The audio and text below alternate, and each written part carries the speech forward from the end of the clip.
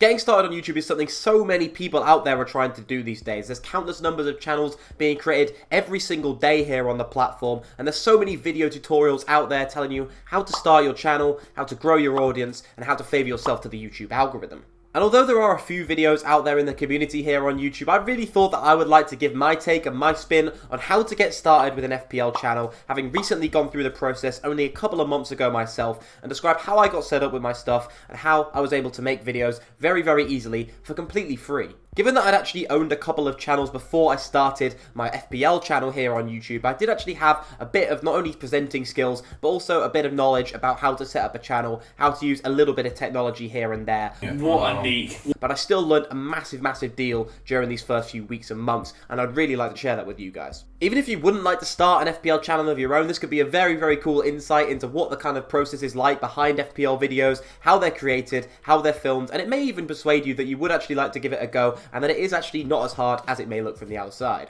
For those of you who don't know, I'm actually a full-time student as well at university, so I've managed to refine all these kind of skills and techniques that I've built, and the ones I'm going to show you in very basic form, break them down, explain them to you here, and hopefully you'll find some of them useful.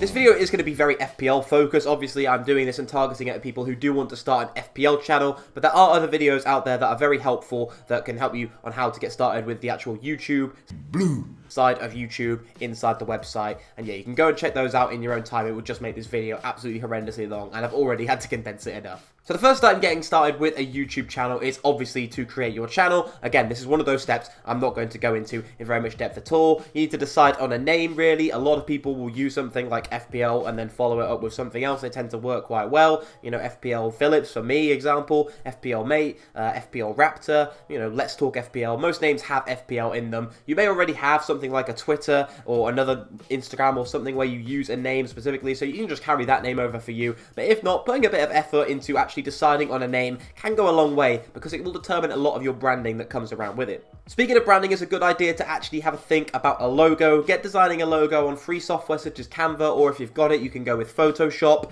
or you can actually contact someone, pay them a small fee. You could use services like Fiverr, or you can use people who are specifically in the FPL sphere. FPL Graphics is a great one. You could contact him over on Twitter if you're looking for some paid work and you've got a little bit of money to go. But obviously, you can do it for free over on Canva, and getting started up, that is definitely just fine.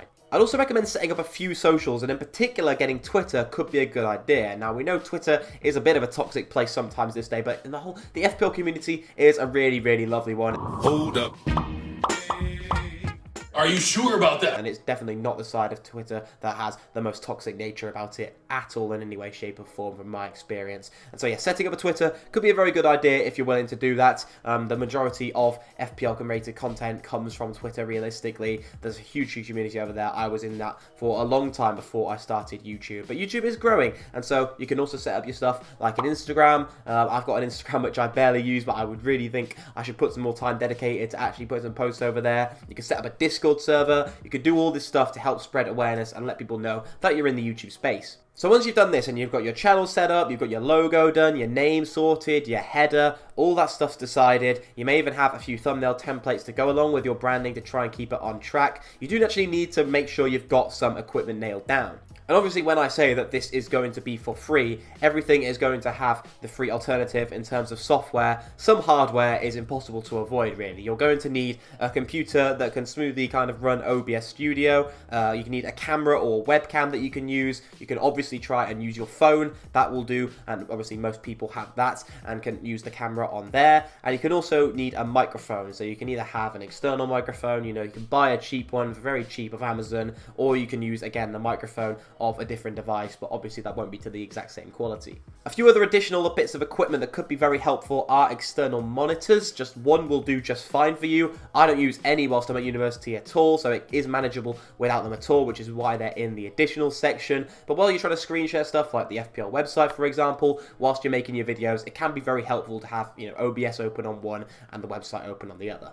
I said it's especially important when you're streaming as well. If you're looking to stream, maybe investing in an external monitor could be a great way to go. And actually getting a green screen is also a way that some people like to go. They can be quite expensive these days. You can actually see the Elgato one that I've got over there. I have actually bring to uni. I really do think it's amazing. It was one of the first things in the car whilst I was traveling. However, you obviously do not need a green screen. There's quite a lot of my videos that I still won't use the green screen for. I don't really think it adds anything, but it depends what kind of style you're going for with your actual videos. But now we've got all that nailed down, the equipment side, let's actually get into how you're going to go about actually creating your first very own FPL video. The first step is to head over to obsproject.com and just Google download OBS Studio, whether it's for Mac, Windows, whatever, download the installer, get it all set up and get it open. Once you open OBS, you'll be met with a setup like this, where you actually see your scenes down below at the bottom left, your sources to the left of that. You're so stupid! Which are inside each of your scenes. You also have an audio mixer, your scene transitions, and some controls on the right. There are a lot of tutorials to do with OBS and individual parts that I'm going to mention, and sometimes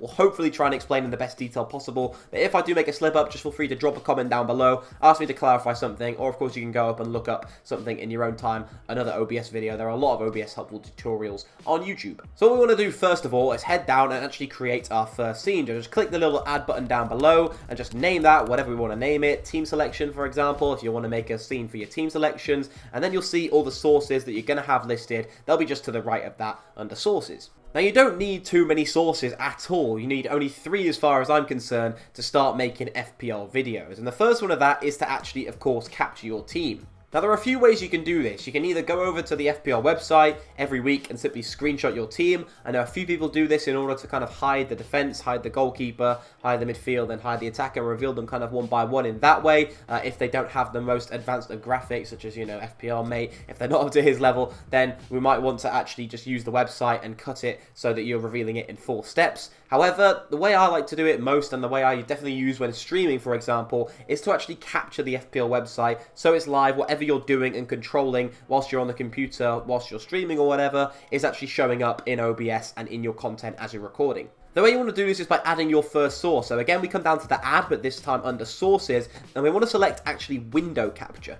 So now we want to add, first of all, that window capture. We go in, under sources, click the add, select window capture from the options, and then select the drop down, go down and find your actual Chrome or whatever it is, Safari, team selection page on the FPL website. If you're not seeing this pop up as an option, it'll probably be the only reason is because you don't have the FPL page open. So make sure, of course, you have that tab open on your computer at the same time. What you want to do then is resize so it actually fits the frame in your OBS Studio. You can do this by using just the dragging the corners out, making it bigger and enlarging it, or you can crop off bits like the top and bottom using the Option key on the Mac or whatever the alternative is on Windows. I've not used it in a long time.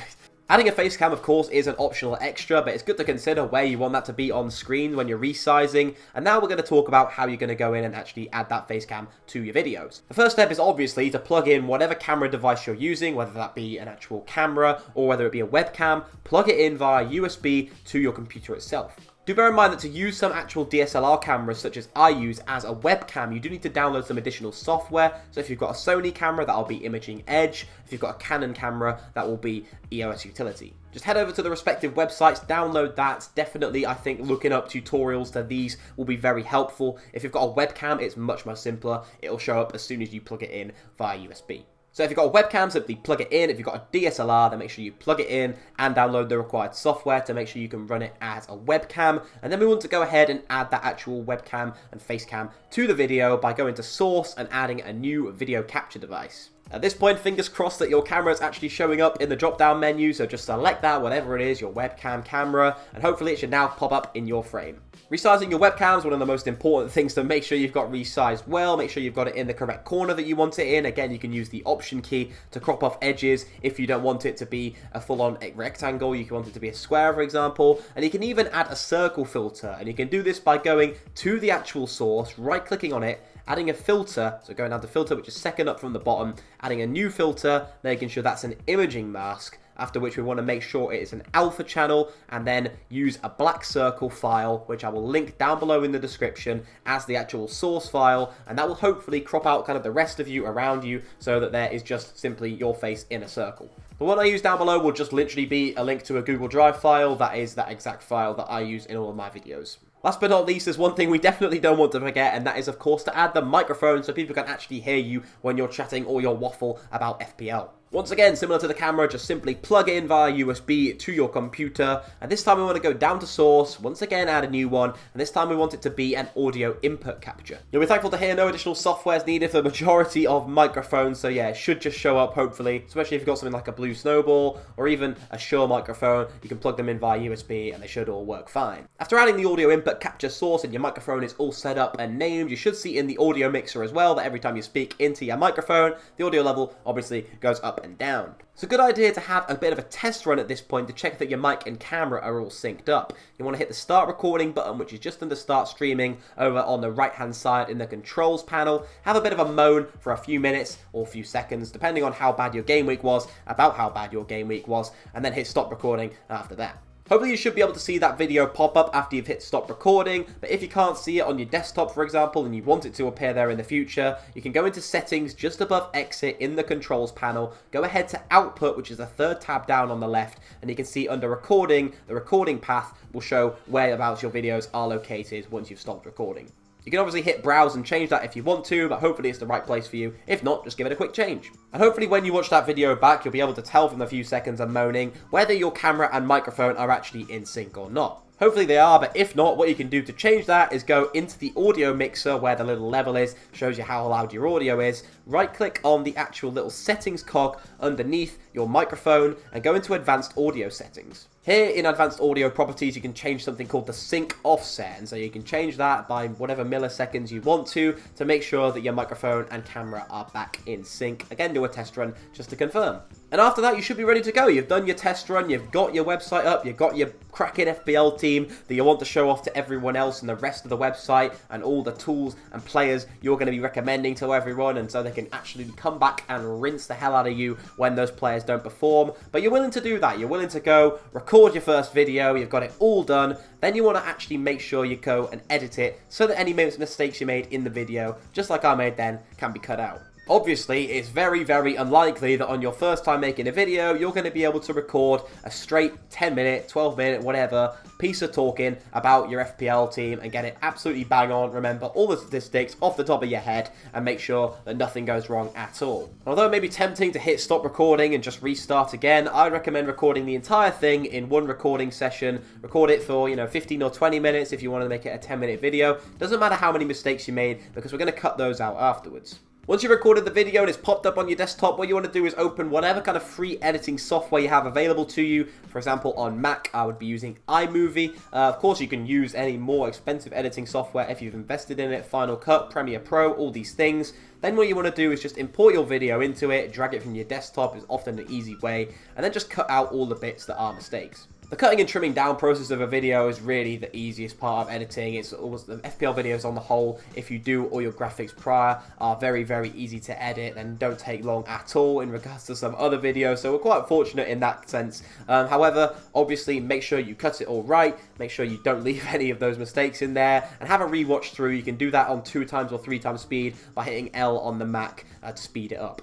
You want to then export your file, which is done in iMovie by using the little button in the top right hand corner will usually be, and then you want to export it as a file in the required format that you want it to be and in the correct quality. Obviously, if you've recorded in 720p in OBS, then there's not much point in exporting in 1080p in iMovie, which it normally won't let you anyway. But if you want to change your actual quality in OBS itself, then what you can do is go once again into settings above exit in the controls tab, go down to video and change the output scaled resolution to whatever you want. For example, 1280 by 720 will of course be 720p and vice versa for all the other ones. So once you trim down your video, exported it, your computer's set on fire during the rendering, you've then got your video completed, finalized on your desktop, and you want to get it up onto YouTube. So you want to go into your newly created YouTube studio, go to upload videos, drag the file in, and there you go, the process has started. So once you've dragged it in and YouTube begins its countless hours undoubtedly checking it for all sorts of things, you can then change your title, thumbnail, description,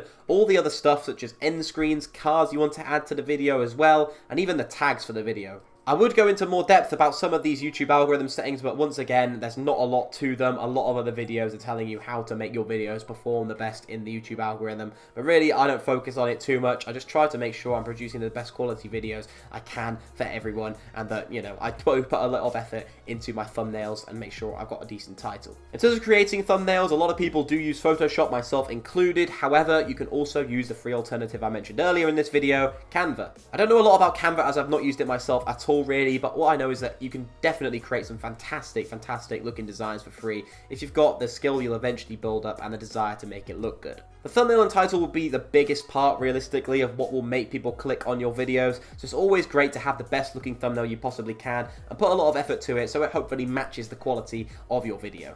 And that's it, you're done. You can schedule your video for a specific time or just make it public straight away. And then you can let everyone know using your new socials that you're here, you're on the FPL YouTube sphere, and yeah, you can tell people that FPL Phillips is the one that helped you get here, hopefully. In the few months I've been doing FPL videos and fantasy football videos in general, you can see how much my graphics have improved, really, and I'll be definitely wanting to share with you how I've done that, how I've made my video making process and editing process even more efficient and time beneficial for me, so I can get on with all the things like, you know, studying and doing loads of other fun things, as well as enjoying creating FPL videos and still being able to do that for you guys. So I'm going to set a very big 50 like target for part 2 in this series, at which point I will be selecting the top comments from down below in regards to what I cover in the next video. What do you guys most want to see? Do you want to see thumbnails? Do you want to see how I've created more sophisticated graphics in OBS using Photoshop as part of that? Let me know what it is exactly you want to see and hear about down below in the comments.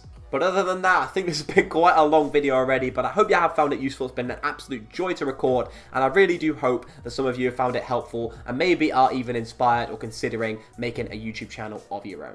So once again, thank you for tuning in. It's been quite a weird one not recording a video that is completely FPL based, but yeah, I've really enjoyed it. Thank you once again for tuning in. Do remember to smash that like button, subscribe if you're new around here to the FPL Phillips YouTube channel, and I'll catch you later in the next one. Goodbye.